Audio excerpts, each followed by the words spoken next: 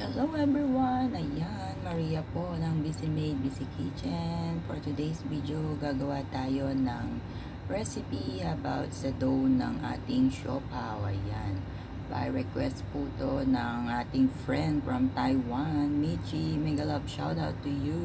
Ito na yung request mo.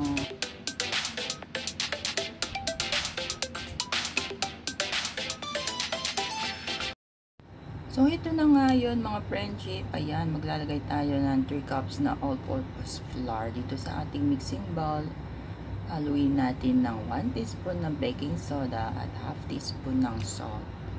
Ayan, and then i-mix-mix muna natin sila at i-set aside ito habang piniprepare natin yung liquid ingredients. And dito sa ating measuring cup, meron tayong 200 ml na full cream milk. And then, haluin natin siya ng 1 tablespoon of olive oil, 1 tablespoon sugar, half tablespoon of instant active dry yeast, mga friendship. Pag sinabi mong instant active dry yeast, hindi na natin kailangan itong gawin na i-froth. Directly na nating ilalagay sa ating dry ingredients, yung ating active dry yeast. Pero para makasigurado tayo, ipaprocess natin ito ng mga 5 minutes. So, ito na nga yun mga friendship. After natin ma-proof ng 5 minutes yung ating active dry yeast, ayan, makikita natin sa ibabaw yung kanyang bubble. That means ito ay active pa siya, hindi pa siya patay. Kaya ito na, ihalo natin dito sa ating dry ingredients. And then, i-mix lang natin ito gamit ang ating spatula until ma-absorb ng dry ingredients yung ating liquid ingredients na hinalo dito na pang-aalsa ng ating dough.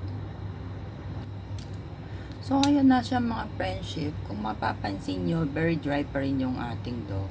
Ang gagawin natin dito, mag-a-add tayo ng half cup of water mga friendship para maging soft yung ating dough. I-mix natin ito na mga 5 to 8 minutes gamit ang ating spatula. Hindi natin ito kailangan i-knead ng matagal. Mix lang natin siya gamit ang spatula. So, pag ganito na siya mga friendship, ayan, soft na siya at saka sticky. Hindi rin siya masyadong smooth pa. Ang gagawin natin dito ay rest natin muna siya ng mga 1 hour. So, ayan na siya mga friendship. After 1 hour, ito na yung ating dough. Nag-double na yung size niya. Pero, yung texture niya, very sticky pa rin siya mga friendship. Ang gagawin lang natin dito is, ipo-fold muna natin siya bago natin i-transfer sa ating working surface. So, ayan mga friendship, after natin ma-fold yung ating dough, i-transfer natin naman dito sa ating working surface na may flour. And then, kailangan pa din natin siyang i-fold until makuha natin yung kanyang pagka-smooth mga friendship. At ang hinahanap nating texture ng ating dough mga friendship, dapat ang inyong bread dough as soft siya mga friendship para mas madali siyang i-manage sa paggawa ng ating mga bread. So, after mga friendship, pati ito ay ready na itong i-divide. Sa one recipe na to, nakagawa ako ng 8 pieces. Pero kung iniisip nyo na gagamitin nyo ito sa inyong pang negosyo, ay siguro kakailangan nyo lang ng mga i-divide ito ng mga 6 pieces. At iyon ay nasa katamtaman laki na ang inyong mga siopaw mga friendship. At ayan mga friendship, after natin ma-divide yung ating dough, ang gagawin natin nito is bibilog-bilogin lang natin siya ng ganito. And then after, i-rest natin muna yung ating mga nabilog na dough habang nire-ready natin yung ating pangpalaman dito. Tatakpan natin siya ng paper towel o kahit anong gusto nyong pantakip dyan para hindi lang sila mag-dry mga friendship. So, ayan mga friendship, dahil nagmamadali akong matugunan yung request ng ating friend na mula pa from Taiwan. Hindi ko pa nailabas yung aking mga gamit dito sa aking baul. Kaya ito munang aking tumbler ang gagamitin pang flatten ng ating dough. So, ayan, ganito lang ang gagawin nyo mga friendship. Una, ipa-flat nyo siya.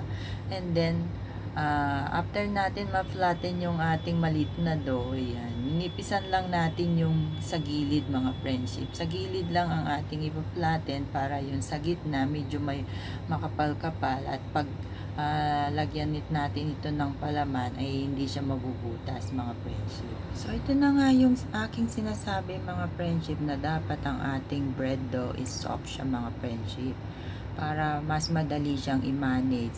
Kahit ganito lang ang gagawin mo na daliri lang ang inyong panglapat-lapat ay madali siyang sumunod. At ito na nga pala siya mga friendship, tapos na natin siyang malapat at ngayon ready na siyang lagyan ng palaman. At ang ginamit ko na pang palaman dito mga friendship, nagluto ako ng pork asado gamit lang ang giniling mga friendship para mas madali akong makapagluto. At ganito nga pala yung way ng aking pagsara nito mga friendship. Ayan. So ayan na siya. Mukha naman siya talagang siopa mga friendship. Pero ito'y katamtamang laki lang dahil pang bahay lang naman ito mga friendship. So, ayan na nga sila mga friendship. After ko silang maisara, ayan, malagyan ng palaman at ito ay ready na natin itong steam. Nagpainit na din ako ng tubig mga friendship. Ayan, pasensya na kayo sa aking walk. Ayan. Wala talaga tayong nakalabas na mga gamit. Ayan siya. Mga friendship, at steam natin sa low medium heat ng mga 10 to 12 minutes lang mga friendship. At after, ayan, meron na tayong masarap na siopaw.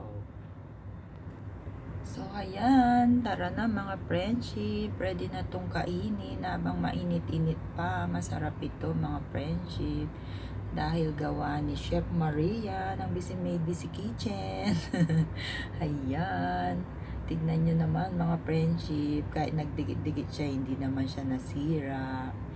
So, ayan, tignan nyo yung kanyang loob mga friendship, napaka-soft niya at spongy yung kanyang bread mga friendship. Yan. Ito ay pork asado mga friendship. Siopaw pork asado. Ayan. Tingnan nyo naman ang kanyang bread. At yung kanyang pala. So everyone, thank you. And check my description box for English subtitle for recipe tutorial. Thank you very much. God bless.